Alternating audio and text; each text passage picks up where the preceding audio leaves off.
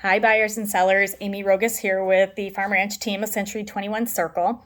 This video is going to be going over writing offers and negotiating. And I'm going to try to cover both sides in terms of if I were representing a buyer or a seller. Hope to hit everything, but certainly after you watch this video, if you have any questions, give me a call. So primarily, when you're a buyer writing an offer, you do want to make it as attractive to the seller as possible. And as a selling agent, when I see offers come in that are clean and simple, I like that. It makes the transaction typically a lot smoother. So, of course, one of the first things that we focus on is the purchase price, right? So your agent should be doing a market analysis for you so that they can suggest a range, what you should pay for the property. They should be able to suggest a beginning price and then, what you maybe wouldn't want to go over. Now, that said, if it is my buyer's agent, Karen, because we would be considered dual agencies on the same transaction, dual agents on the same transaction, she could give you closed sales, but not necessarily come up with a price. And that's kind of a whole other section to it. So the rest of this video is just going to assume that the buyer's agent and the seller agent are not the same person or team. So when making an offer, you want to, if you are going to be on the lower end of things, you want to make an offer that's at least attractive enough to where you can get the seller to make some type of counter offer. And then, depending on how far off that is and how much wiggle room the buyer has, the first couple negotiations or counter offers will probably give you a clue as to whether or not you're going to actually make the deal work. And so when I receive an offer, I look at the offer price and I look at the list price. And I look at what I call the meat in the middle price is. And I talk to my sellers and I ask them, can you live with X amount? And if they say, yes, I can, then we'll start negotiating. And I like to see, if we take an increment, and I'm just going to throw out an example. If the seller comes down by $10,000, I want to see the buyer come up by $10,000 in order to keep negotiating and then meet in the middle. If a seller doesn't have quite that wiggle room, then we may only come down $7,500 or maybe even only $5,000. And that kind of sends the message that, okay, buyer, thank you for the offer. We appreciate it. We are willing to talk and negotiate, but maybe just not be as flexible as you may have hoped. And then depending on how that counter offer comes back, because again, say we went down 10, but the buyer came back with 5, then that gives the selling side a clue that maybe he or she can't be as negotiable as we had hoped. And so it's just kind of managing expectations. And my biggest thing is I always recommend that you, either side, just keep talking until you just can't talk anymore, till there's nothing left. And granted, if you are in that spot and it's super hard to get the contract together to begin with, just know that it's going to be a bit of a road to keep it together, because as you go down the contract process, there's other negotiable items and times under contract where you may need to be a little flexible, and that can get sticky if either or both sides feel like they've already given all they can give. So when negotiating for either side, try to leave yourself some type of buffer. Like if you're the seller and really wanted to sell for X amount, try to get that purchase price up a little bit further so that if you have to give a little down the road, you don't feel like you're tapped out. And, likewise with the buyer, if something happens at say comes up in the home inspection where, okay, there's going to be a repair and maybe the seller's not willing to fix it or not willing to give you a credit, that you can still you know what? Okay, well, we didn't have to pay quite as much, so we can fix that on our own later on. So just kind of keep that in the back of your head when you're negotiating. And also, so many people look at the purchase price, the big number. And of course, that's important, right? But from a buyer's side, it's important, but at the same time, once you get the transaction done, as long as it fits in your monthly payment, don't get so hung up on that number, as long as you can afford it monthly without overpaying. And likewise, on the selling side, if you really wanted X amount and you only got Y, think about it. Well, okay, but I didn't have to leave my property on the market for another 2 or 3 months or whatnot, and it's closed and I'm moving on with life. So kind of look at the bigger picture. Look at in a year from now, is the fact that I took 10 grand less really going to affect my life? Some people it might, and that's okay, but other people just want the dollar they want. And I just encourage everybody to look at the bigger picture. So moving on from that, in terms of offers, I do for the earnest money, I always think that earnest money is kind of a bunch of BS. I may have said that before. But as long as a buyer, if they want to back out of a contract, as long as they do it in a legal manner, they are due their earnest money back. It's been very rare, and maybe even never, that I've had a seller be able to retain earnest money.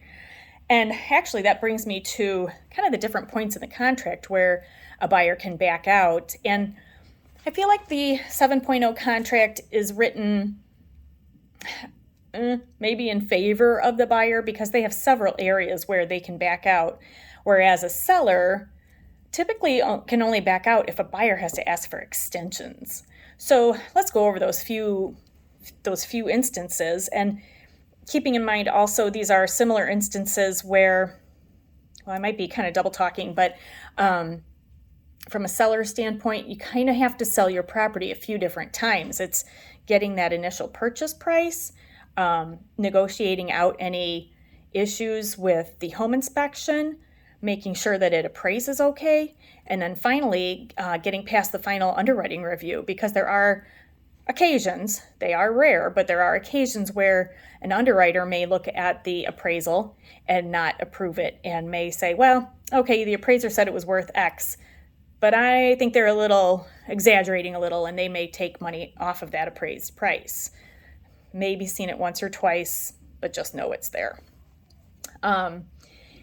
So the times that a buyer can back out are during, obviously, either party can cancel within the first 5 days of attorney review. During the second 5 business days is when the buyer and seller are negotiating the home inspection, if there's any issues with the home inspection. So that's certainly one time when a buyer can back out.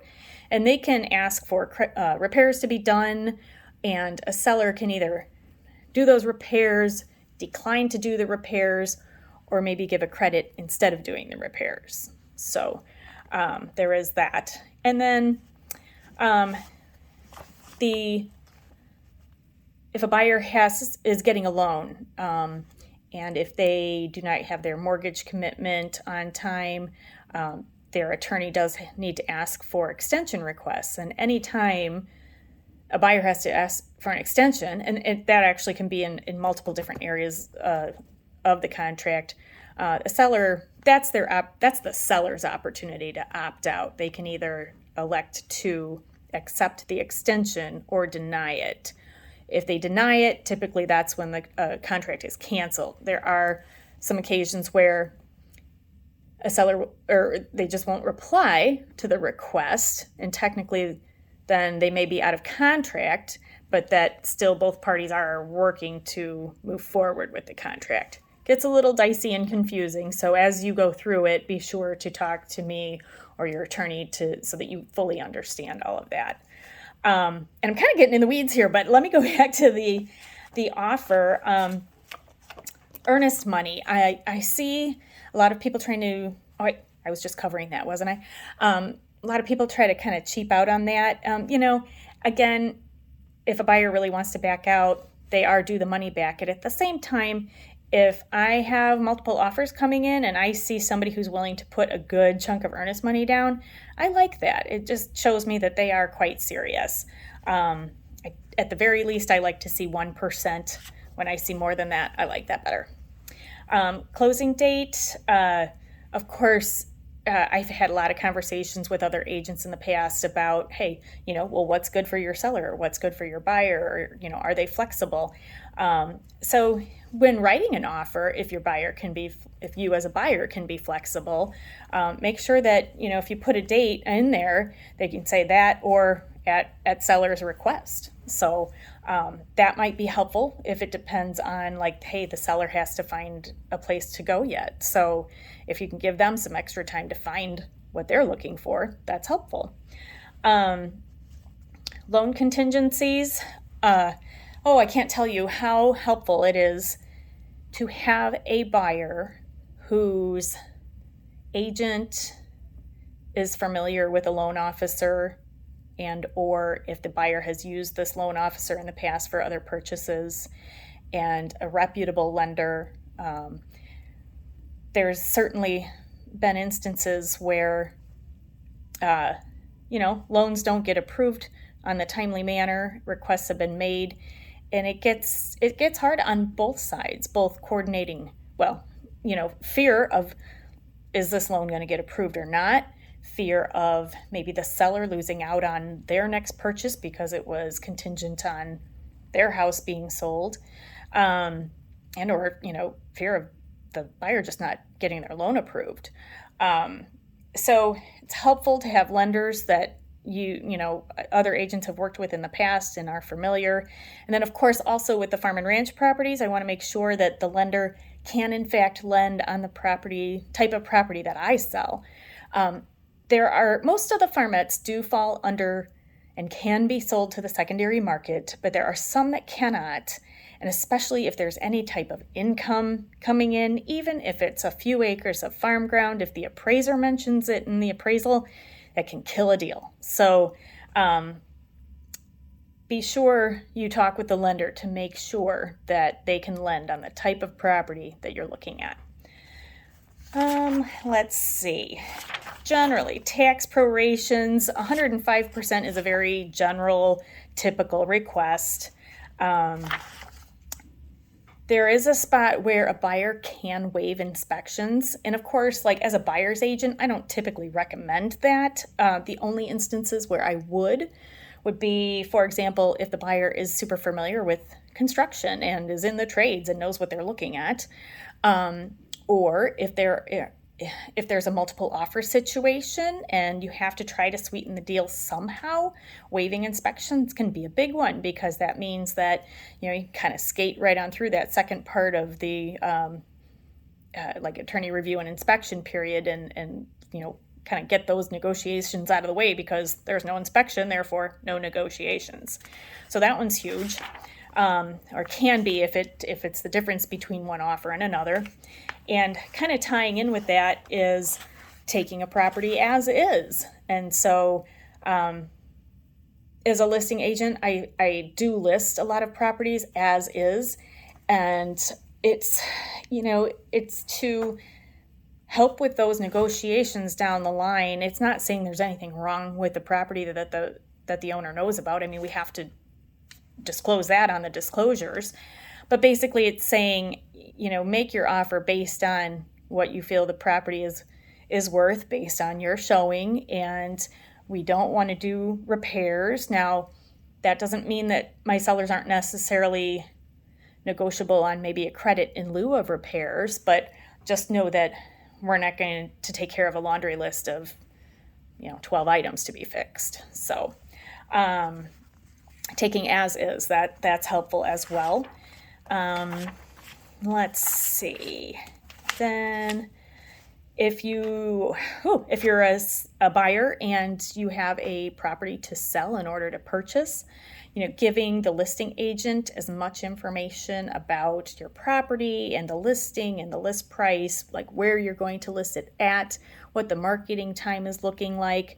That's all helpful information for listing agents to know so they can relay that to the seller so that the seller can better understand, okay, how much time are you going to need to get your house sold?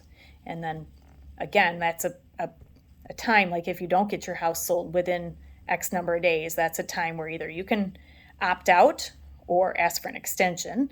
And if you ask for an extension, that's the time where the seller can either opt out and put their property back on the market or grant you the extension. Let's see. Then, there's a few different items here that are negotiable. There's like home warranty, well and septic, pest inspection. Again, those are kind of they're negotiable items. The home warranty, I don't ever suggest for my sellers to offer a home warranty when we list, because as a buyer, you can always ask for it on the contract.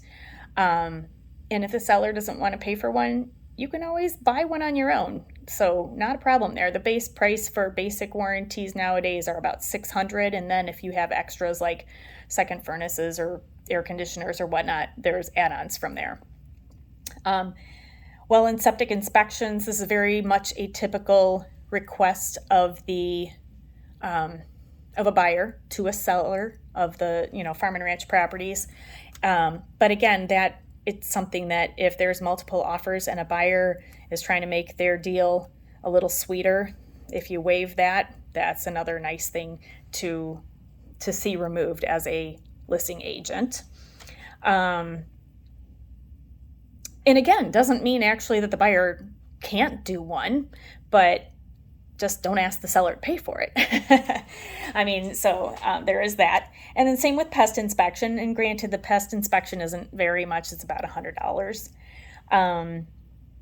One of the other paragraphs is post-closing possession. And with the farmettes, I see that a lot. And I know there are some attorneys that are very much against that. People get scared that the seller's not going to move out and then they're going to have to be evicted. But, the bottom line is the seller listed their property for a reason. They are ready to move on with their life. So they're not going to try to stay. But, that said, never say never. And so post-closing possession or even pre-closing possession, depending on if a property is vacant or not, that can all get worked out. And sometimes, if you can't make, say, the best as a buyer, if you can't make the best offer, financially in terms of purchase price, but you can offer the seller some post-closing possession at no rent back if they need it, then that's a nice little perk too. I'm working with that with one of my deals right now. So it was super nice because with this particular lady, they had a house that is in another state that needed repairs, so they weren't ready to move yet. But, on that one, I kind of take that back. We did an extended closing period, but it was at the request of the seller because, she needed time to have her house finished and then move her animals too. Let's see. As is condition. But I think the only other thing I wanted to cover in this was escalation agreements. So if you are a buyer and there's multiple offers on a property, you can do what is called an escalation agreement. And that is where, say, I'm just going to throw out a number. Say there's a property listed for $500,000. You can make your initial offer of $485,000, and then if you're willing to go up to list price or even above, what the escalation clause does is it states that you will go above and beyond the highest offer by X amount, and that can be whatever increment you want. It could be $1,000, $2,000, $5,000, $10,000. Keep in mind, as a buyer, you want to make that increment attractive enough to the seller that they're going to stand up and take notice. Sometimes if it's just $1,000, is that really going to make a difference? It depends on the rest of the deal, but if it's 5 or 10, yeah, that could make a difference. But the escalation clause, you get to pick the increment that it escalates, and then you can also state what your maximum is that you are willing to go to.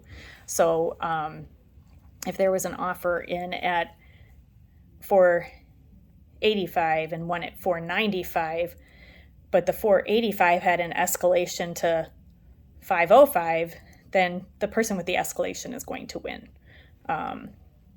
Likely, pending all the other information. But so escalations are awesome tool. I had a buyer one time that really wanted a property, and he was willing to go, $10,000 above what we were originally offering. And I said to him, well, let's use an escalation to do that. And he says, are you sure? I would just feel better if we just offered the full 10. And I was explaining to him how it worked. And the long story short is we didn't even have to escalate. We were the highest offer anyways.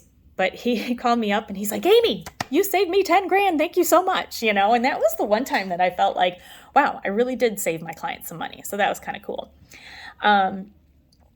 But I think that is it for my negotiating tips and writing offer tips. Again, when negotiating, just try to watch what the other party is doing and move strategically. I mean, you can have an initial plan, and then that can change at any time. It's like a game of chess. And some buyers and sellers are very transparent as to what they want or what they need. And others, it truly is a bit of a game. So one thing that I have actually recently asked for a couple of my buyers is I've asked the listing agent, if your seller could write their own offer, what would it look like? And that would give you a lot of information as to how to make your offer most attractive. So consider that one. Thank you so much for watching. I hope this helps. And again, if you have any questions regarding your transaction or your potential offer or the offer that's in on your property, give me a call, 815-210-8633, or reach out to me on my email, amy@farmranchteam.com. Thanks for listening. Talk to you soon. Bye-bye.